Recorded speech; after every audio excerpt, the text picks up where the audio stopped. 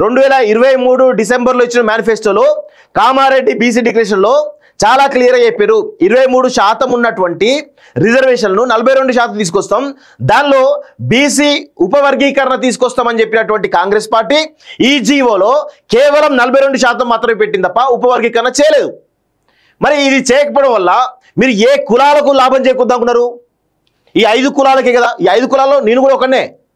అయినా కానీ ఇప్పుడు మనం డెమోక్రటిక్గా మాట్లాడాలి, అందరికీ అవకాశాలు అందరికీ రావాలని దానిలో మాట్లాడాలి.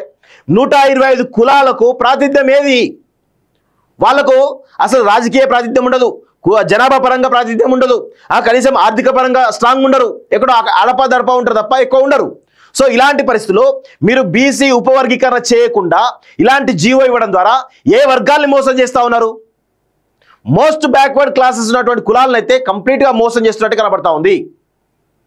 సో ఇది చాలా దుర్మార్గంగా, ఒక కుట్రపూరితంగా ఈ జీవో ఇచ్చిరని చాలా స్పష్టంగా అర్థమవుతుంది. ఈ జీవోలో వాళ్ళు అన్న పాయింట్స్ లేవు, అదేవిధంగా కనీసం దానికి చట్టబద్ధత కూడా లేదు. కోర్టు తుమ్మితే ఊడిపోయేటువంటి జీవో ఇది. చాలా స్పష్టంగా మనం గుర్తుపెట్టుకోవాల్సిన అవసరం అయితే ఉంటుంది. ఎందుకంటే ఎందుకు ఇంత ఆక్రోషంగా ఆ విధంగా మాట్లాడుతాను అంటే రాష్ట్ర ప్రభుత్వం చేసేటువంటి దుర్మార్గమైనటువంటి పనుల వల్ల ఈరోజు అన్ని వర్గాలు కూడా ఏ విధంగా ఇబ్బంది పడుతున్నాయో చెప్పేటువంటి ఒక ప్రయత్నం చేస్తున్నట్టు చాలా స్పష్టంగా నేను చెప్పాల్సుకున్న మిత్రులారా. సో ఒకసారి దీని గురించి సూర్యపల్లి శ్రీనివాస్ గారు పొలిటికల్ అనలిస్ట్, అదేవిధంగా బీసీల గురించి చాలా రకాల అనలిస్ట్ ఆయన చాలా రకాలుగా మాట్లాడతారు. సో తనతోటి మాట్లాడేటువంటి ప్రయత్నం ఈ జీవో మీద డీటెయిల్డ్గా మనం మాట్లాడేటువంటి ప్రయత్నం అయితే చేద్దాం. అన్న నమస్తే. అన్న మీరు లైవ్ లో ఉన్నారు ప్రజెంట్. సో ఇప్పుడు మీరు నిన్న ఇది తెలంగాణ రాష్ట్ర ప్రభుత్వం ఇచ్చినటువంటి బ్యాక్వర్డ్ క్లాసెస్ వెల్ఫేర్ డిపార్ట్మెంట్ సంబంధించినటువంటి ఒక జీవో చూసినప్పుడు 42% సంబంధించింది. సో దాని గురించి కొంచెం మీరు ఏమైనా చెప్పగలుగుతారా? అసలు జీవో వల్ల నిజంగా బీసీలకు బెనిఫిట్ జరిగేటువంటి అవకాశం ఉంటుందా? ఓవరాల్ గా మీకు ముందు కాలేజ్ టీవీకి మీకు ధన్యవాదాలు అన్న. లైవ్ చూస్తున్నాను, స్టార్ట్ చేశాను. మీకు ప్రత్యేకంగా ధన్యవాదాలు. ఎందుకంటే మా ఎంబీసీలు సంచార తరపున మీ ఒక్క గొంతన్న వినబడుతుంది.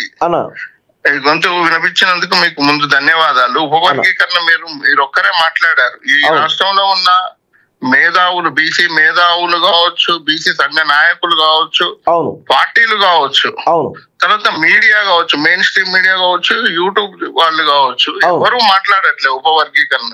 నేను దాదాపుగా సంవత్సరం పై నుండి కూడా మాట్లాడుతూనే ఉన్నాను. కామారెడ్డి డిక్లరేషన్ లో మీరు ఇచ్చినట్టు ఉపవర్గీకరణ ఎందుకు ఇవ్వట్లేదు?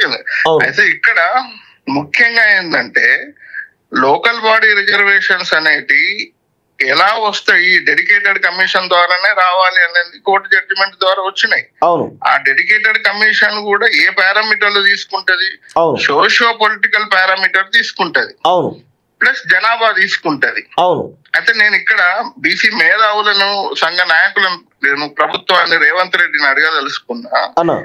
ఈ 56% అనే దాంట్లో ఎంబీసీలు, సంచార జాతులు కులాలు లేకుండానే 56% వస్తుందా? నంబర్ 1 మొదటి పాయింట్. రెండోది వచ్చేసి మీకు ఇన్అడిక్వెన్సీ తీసినప్పుడు మీకు ఎంబీసీల, సంచార జాతుల పొలిటికల్ ఇన్అడిక్వెన్సీ ద్వారానే 42% వస్తుంది తప్ప ఈ 4-5 కులాలు వాళ్ళ ప్రపోర్షనల్ రిప్రజెంటేషన్ ఉంటుంది లోకల్ బాడీలో. వాళ్ళ ప్రపోర్షనల్ గా తీసుకుంటే ఈ 42% కూడా రాదు. అదే విధంగా ఇప్పుడు మీరు మేనిఫెస్టోలో పెట్టిన దాన్ని ఎందుకు మీరు చేయలేకపోతున్నారు అనేది నేను కాంగ్రెస్ పార్టీనే అడుగుతున్నా. 3 తర్వాత ఈ జీవోలో కూడా చాలా గందరగోళాలు ఉన్నాయి. గందరగోళాలు అంటే అసలు ఈ జీవో మీద నాకు వీళ్ళ కాంగ్రెస్ పార్టీని చూస్తే నాకు నవ్వొస్తుంది. ఒక జోక్ చెప్పాలనిపిస్తుంది. మీ టైం అంటే విలువైన టైం పోతుంది, కానీ మన ప్రజలకు అర్థం కావడానికి ఒక పెద్ద మనిషి బస్ ఎక్కుతాడు. బస్ ఎక్కిన తర్వాత కండక్టర్ వచ్చి టికెట్ అంటే నాకు 2 టికెట్లు ఇవ్వమని అడుగుతాడు. అట్లెందుకే 2 టికెట్లు ఎందుకు, నువ్వు ఉన్నది ఒకటే కదా అంటే, ఒకటి మిస్ప్లేస్ అయితే నాకు ఇంకొకటి ఉంటది అని చెప్తాడు. అట్లా కదా, ఒకవేళ 2 టికెట్లు పోయినాయి అనుకో నీ దగ్గరికి వెళ్ళి, అప్పుడేం చేస్తావు అని అడుగుతాడు. నా దగ్గర పాస్ ఉంది కదా అంటాడు. తర్వాత మరి పాస్ కూడా మిస్ప్లేస్ అయింది అనుకో, అప్పుడేం చేస్తావా అంటే నేను ఆర్టీసీ స్టాఫ్ అని అంటాడు. అంటే ఇవన్నీ బూమరాంగ్ చేస్తున్నది. ఇప్పుడు అంతకు ముందే రేవంత్ రెడ్డి ఒకసారి చెప్పాడు, మేము చట్టపరంగా కావచ్చు ఏదో విధంగా చేయలేకపోతే పార్టీ పరంగా ఇస్తాము అని చెప్పిండు ఒక రోజు. తన మనసులో మాట చెప్పిండు. అది రేపు పొద్దున జరగబోయేది అదే. ఎందుకంటే మనకు మనకేంది బిల్లులు అయిపోయినాయి, ఆర్డినెన్స్ అయిపోయింది, ఇప్పుడు జీవోకి వచ్చింది. జీవో నుండి రేపు మేము మా పార్టీ పరంగా ఇస్తాం అనే దానికి తీసుకొస్తాడు. ఈ జీవోలో కూడా చాలా తప్పులు ఉన్నాయి. చాలా తప్పులు అంటే వీళ్ళు మొదలు పెట్టింది ఎప్పుడు ఫిబ్రవరిలో 2024 ఫిబ్రవరిలో కులగణన చేస్తామని చెప్పారు. డెడికేటెడ్ కమిషన్ వేస్తా అని చెప్పిండ్రు. ఆ డెడికేటెడ్ కమిషన్ అంటేనే టర్మ్స్ ఆఫ్ రెఫరెన్స్ లో ట్రిపుల్ టెస్ట్ చేస్తా అని చెప్పారు. మళ్ళీ ఈ జీవోలో ఇక్కడికి వచ్చిన తర్వాత పాయింట్ నంబర్ 9 దగ్గర రాగానే మళ్ళీ ఆ అడిషనల్ టర్మ్స్ ఆఫ్ రెఫరెన్సెస్ ఇచ్చిన అని అంటాడు. అంటే మళ్ళీ అడిషనల్ టర్మ్స్ ఆఫ్ రెఫరెన్స్ అంటే ఏంటిది నాకు అర్థం కాలే. యాక్చువల్ గా ఈ ప్రభుత్వం చేయవలసింది ఏంది ఉందంటే కులగణన తప్పుల తడక, దాన్ని కులగణన ప్రాపర్ గా చేసి ఒక డెడికేటెడ్ కమిషన్ అపాయింట్ చేసిండ్రు. సింగిల్ మ్యాన్ కాకుండా ఒక ఎక్స్పర్ట్ కమిటీ కూడా వాళ్ళతో ఇచ్చి socio economic and political educational and employment analysis అన్ని డీటెయిల్డ్ గా చేసి దాన్ని బహిరంగ పరిచి అప్పుడు ఏది ఇచ్చినా కూడా ఈ రాష్ట్ర ప్రభుత్వాలకి హక్కు ఉన్నాయి, ఈ రాష్ట్ర ప్రభుత్వాలు చేసేది ఉండే. కానీ వీళ్ళు పొలిటికల్ గా దీన్ని చేసుకోవడం కోసం, మైలేజ్ కోసము జంతర్ మంతర్ దగ్గర మీటింగ్లు పెట్టుడు. అసలు నాకు అర్థం కాదు. ఇప్పుడు గత ప్రభుత్వము 23% రిస్ట్రిక్ట్ చేస్తూ ఒక బిల్లు తీసుకొచ్చింది, సెక్షన్ 285 తీసుకొచ్చింది. అసలు మొట్టమొదటి దాన్ని అబాలిష్ చేసేది ఉండే, చేసిన తర్వాతనే బిల్లు తెచ్చేది ఉండే. అది ఎప్పుడు తెచ్చిండ్రు? దాన్ని ఒకసారి ముందు ఆర్డినెన్స్ అని తెచ్చిండ్రు, తర్వాత మళ్ళీ దాన్ని బిల్ అన్నారు. అంటే ఈ రేవంత్ రెడ్డి ప్రభుత్వం ఒక తమాషాలు చేస్తున్నది, బీసీ ప్రజలతోనే తమాషాలు చేస్తున్నది. దానికి కొద్ది మంది ఈ బీసీ కుల సంఘ నాయకులు ఒత్తాసు పలుకుతున్నారు. కానీ నిజంగా కూడా రేవంత్ రెడ్డి ప్రభుత్వానికి బీసీ కులాలని అని బీసీ నాయకులు తర్వాత అన్ని పార్టీలు కూడా ఓపికగా కూడా మద్దతు పలుకుతూనే ఉన్నాయి. సరే అట్లీస్ట్ ఈ బీసీ ప్రజల కోసం ఏదో చేయబోతున్నాడు అని ఒక ఆశతో చేస్తుంటే, కానీ కాంగ్రెస్ పార్టీ మాత్రం తన నిజ స్వరూపాన్ని చూపించుకుంటుంది, తన చీఫ్ ప్రాక్టీస్ చేస్తూనే ఉన్నది. నేను అడుగుతున్నది, ఈ వెకేషన్స్ ముందు రావాల్సిన కర్మేముంది? బీసీ ప్రజలకు దొంగచాటు నేయాల్సిన కర్మేముంది? నీ ప్రభుత్వం దగ్గర మిషనరీ ఉంటది, ఇంతమంది ఉన్నారు, నీకు స్కాలర్స్ ఉన్నారు, ఎంప్లాయీస్ ఉన్నారు. కులగణను ప్రాపర్ గా అనాలిసిస్ చేసి నువ్వు అనుకున్నది ఇవ్వచ్చు కదా. దీంట్లో ఎన్నో తప్పులు. దీంట్లో ఇక్కడ డెడికేటెడ్ కమిషన్ ఏమని రికమెండ్ చేస్తుంది అంటే అట్లీస్ట్ 42% అంటది. మళ్ళీ ఇక్కడికి వచ్చేసరికి ఈ ప్రభుత్వం ఏం చేస్తుంది అంటే 42% అని అడిషనల్ టర్మ్స్ ఆఫ్ రెఫరెన్స్ ఇచ్చినా అంటది. అంటే నీకు మోర్ దెన్ 42 ఇవ్వాలి కదా, 50%, 56% కదా ఉన్నది ప్రజలు. తర్వాత రేవంత్ రెడ్డి ఇంకొక మీటింగ్ లో ఏం మాట్లాడతాడంటే కొద్దిగా పెంచుతానయా అని అంటాడు. అసలు నువ్వెవడివయ్యా అసలు పెంచడానికి? నువ్వెవడి? నీ ఇంట్లో సొమ్మిస్తున్నావా? ఇది నీదా కాంగ్రెస్ పార్టీదా? 73, 74 రాజ్యాంగ సవరణ ద్వారా కదా వచ్చింది. నువ్వెవరు? నీ ఇంట్లోదా ఇవ్వడానికి సీట్లు బీసీలకు? అంటే వీళ్ళకు కనీస ప్రజాస్వామ్య స్ఫూర్తి లేని నాయకులు పాలించడంతోనే అవుతుంటది. అంటే ప్రధానంగా ఈ జీవో అంటే కోర్టులలో కొట్టివే పరిస్థితి ఉంటదనే కొంత ఈ వెకేషన్స్ ముందు ఇచ్చిరని చెప్పేసి తెలుస్తా ఉంది. దీని గురించి మీరేమంటారు అసలు? అవును, అదే నేనేమంటున్నా అంటే ఇంత కాలయాపన చేస్తున్నా, దాదాపు 2 సంవత్సరాలకు దగ్గరగా వచ్చింది ప్రభుత్వం ఏర్పడి. నువ్వు వీటి మీదనే కదా అధికారంలోకి వచ్చింది, ఎన్నికల హామీల మీదనే కదా. దీని మీద నువ్వు భయపడుతూ ఎందుకు ఇవ్వాలి? రేపు వెకేషన్ మోషన్ లో కోర్టు వస్తే కొట్టేయచ్చు కదా. అసలు నీ డేటా ఎక్కడుంది? ఎనాలిసిస్ ఎక్కడ ఉన్నాయి? నువ్వు ఎప్పుడైనా బహిరంగ పరిచినావా? వాటి మీద మాట్లాడినావు? నువ్వు ఢిల్లీలో పోయి పవర్ పాయింట్ ప్రజెంటేషన్స్ ఇస్తుంటావు. ఇక్కడ చేయాలి కదా, ఇక్కడ పబ్లిక్ డొమైన్ లో పెట్టాలి కదా. అప్పుడు ఏ కోర్టు అయినా ఏదైనా మీకు వ్యతిరేకంగా రాదు కదా. ఒకవేళ కనుక కోర్టులు తప్పు చేసిన ప్రజల గుండెలలో గెలుస్తారు కదా. అంటే ఇంత డీటెయిల్ గా చేసే అవకాశం ఉండగా ఎందుకు ఇట్లా చేయడం? అంటే ఏ ప్రజల్ని నువ్వు మభ్య పెట్టాలని అంటున్నావు?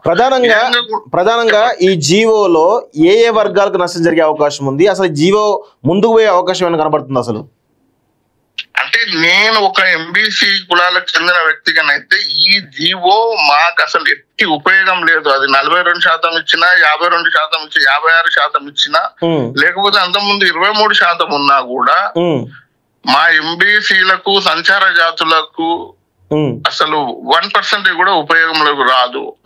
ఎందుకు అంటే దీంట్లో మా నుండి ఈ కులాలకు లాభమే కాబోతుంది. మా సోషో పొలిటికల్ బ్యాక్వర్డ్నెస్ ఆధారంగానే మీకు రిజర్వేషన్ పెరగబోతున్నాయి.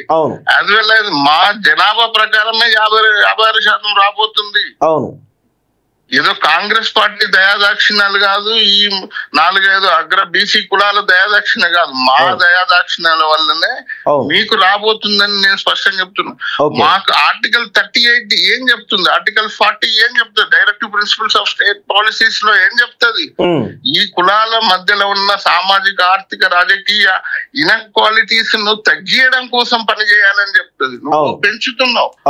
అంటే ఈ ఎట్లా తయారైంది ఈ ప్రభుత్వం అంటే దీంతో వచ్చేది ఏం లేదు. ఈ జీవో వల్ల వచ్చేది అంత ముందు కూడా బిల్లుల గురించి మనం ఒకసారి ఓవరాల్ గా రేవంత్ రెడ్డి ప్రభుత్వం 42% రిజర్వేషన్ బీసీలకు ఇచ్చేసి ఆల్రెడీ మేబీ 2 వీక్స్ లోపల వచ్చే అక్టోబర్ 10th 12th లోపు ఎలక్షన్ కూడా కంప్లీట్ ప్రాసెస్ కూడా క్లోజ్ చేసే అవకాశం కనబడుతుంది. అది అంత ఎంతవరకు నిజమైంటుంది?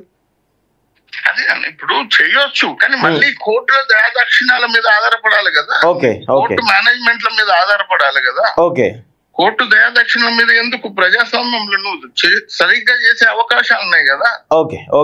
ఎక్స్పర్ట్ కమిటీని అపాయింట్ చేసినావు కదా, దాని డీటెయిల్స్ అన్ని చేయించవచ్చు కదా. ఇవన్నీ ఉండగా నువ్వు ఎందుకు కోర్టు దయాదాక్షిణ్యాల మీద చేయాల్సిన అవసరం ఏర్పడ్డది?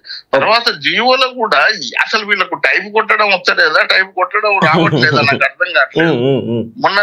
మొన్న public service commission result declare చేసినప్పుడు మెయిన్ స్పెల్లింగ్ రాదు, అగెనిస్ట్ స్పెల్లింగ్ లేకుండా టైపులు కొట్టిస్తాను. దీంట్లో కూడా బ్యాక్వర్డ్ క్లాసెస్ ఆఫ్ సిటిజన్స్ అని అనాలి. ఎప్పుడైనా లోకల్ బాడీ రిజర్వేషన్స్ కు సంబంధించి సిటిజన్స్ అని చెప్పాలి.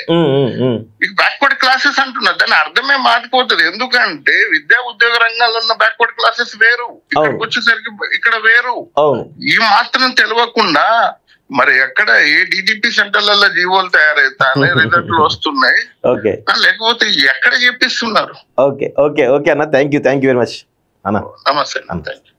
సో ఇది సూర్యపల్లి శ్రీనివాస్ గారు చాలా స్పష్టంగా వాళ్ళ వర్గాలకి జరుగుతున్నట్టు ఈ బీసీ రిజర్వేషన్ల మీద వర్గాలకు జరుగుతున్నటువంటి అన్యాయం, ఎంబీసీలకు కావచ్చు, సంచార జాతులకు కావచ్చు జరుగుతున్నటువంటి అన్యాయాన్ని చాలా స్పష్టంగా చెప్పడం జరిగింది. అదేవిధంగా ఇంకొక విషయం మిత్రులారా, ఇందులో ఒకటి గమనించాల్సిన అవసరం అయితే ఉంది. ఈ 42% జీవో మీద నేను గతంలో కూడా చాలా స్పష్టంగా చెప్పడం జరిగింది. ఈ జీవో అనేది లోపభూయిష్టము, ఇది బీసీలకు శరాఘాతం అని చెప్పేసి కూడా చెప్పడం జరిగింది. ఎందుకంటే గతంలో జరిగినటువంటి ఇప్పుడు కేసీఆర్ హయాంలో 23% రిజర్వేషన్ ఉన్నాయండి. సో కానీ అప్పుడు బీసీల సంఖ్య ఎంత ఉంది తెలుసా? సర్పంచ్లు కానీ లేకపోతే ఎంపీటీసీ కానీ జెడ్పీటీసీ కానీ వీళ్ళ సంఖ్య ఎంత ఉంది తెలుసా? బీసీల సంఖ్య దాదాపు 46 నుంచి 48, 50 వరకు కూడా, అంటే దాదాపు ఈ లెక్కలున్నాయి. సో ఇప్పుడు 42% ఇవ్వడం ద్వారా నువ్వు 6% రిజర్వేషన్ తగ్గించినట్టే బీసీలది. 6% రిజర్వేషన్ బీసీలే తగ్గించినట్టే. ఇది బీసీల పైన కుట్ర మాత్రమే. ఏదో బీసీలకు మీ 42% ఇస్తున్నాం అని చెప్తున్నప్పటికి కూడా ఇది ప్రధానంగా జరుగుతున్న విషయం. సో నేను అదే అందుకే అడుగుతున్నాను, ఈ జీవో కేవలం లోకల్ బాడీస్కి ఎందుకు ఇచ్చినారు? సో అవి విద్యా ఉద్యోగ సంబంధించిన విషయాల్లో కూడా ఇవ్వాలి కదా. ఎందుకు ఇవ్వలేకపోయింది ఈ రాష్ట్ర ప్రభుత్వం? దాని కూడా ఇమీడియట్గా రేపేళ్ళ జీవో ఇవ్వమని చెప్పండి, ఇస్తాడా? 100% ఇయ్యాడు.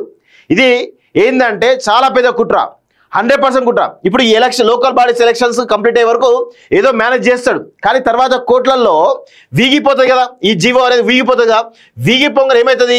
ఇప్పుడు మీ కోర్టులో వీగిపోయింది, మేము ఏం చేయలేము, కేంద్రమే చేయాలి అని చెప్పి చేతులు ఎత్తేసి విద్యా ఉద్యోగ రంగాల్లో కూడా ఈరోజు పెద్ద ఎత్తున డోకా చేయబోతున్నాడు ఎవరు? రేవంత్ రెడ్డి. ఇది 100% గుర్తుపెట్టుకోండి. రేవంత్ రెడ్డి అనే వ్యక్తి బీసీలను బీసీ ద్రోహిగా చెప్పొచ్చు. రేవంత్ రెడ్డిని మరియు ఈ కాంగ్రెస్ పార్టీని మొత్తం కూడా ఒకవైపు ఏమో మీ 42% ఇస్తుందని చెప్పినప్పటికీ ఇంకొక వైపు ఏమో మొత్తం అన్ని పొజిషన్స్లలో అడ్మినిస్ట్రేటివ్ పొజిషన్లో రెడ్లే, వీళ్ళ గవర్నమెంట్లో మంత్రులు రెడ్లే, ఎమ్మెల్యేలు రెడ్లే, కార్పొరేషన్ చైర్మన్ రెడ్లే, ఇటు ప్రభుత్వ సలహాదారు రెడ్లే, పోలీస్ డిపార్ట్మెంట్ రెడ్లే, అందరూ రెడ్లే తయారయ్యారు. ఇది ఎక్కడిది అంటే ఒకవైపు నువ్వు ఇట్లా మభ్య పెడుతూ ఇంకొక వైపు ఏం చేస్తున్నావు అంటే ప్రజలు గమనించనుకుంటారా? అందుకే బీసీ సమాజమా దయచేసి ఈ యొక్క కుట్రను రేవంత్ రెడ్డి బీసీలపై చేస్తున్నటువంటి భారీ కుట్రను గమనించాల్సిందిగా మేము కోరుతా ఉన్నాం. అందుకే ఇంత డీటెయిల్గా చెప్తున్నాం. దయచేసి అందరూ ఓపికగా విన్నందుకు ధన్యవాదాలు.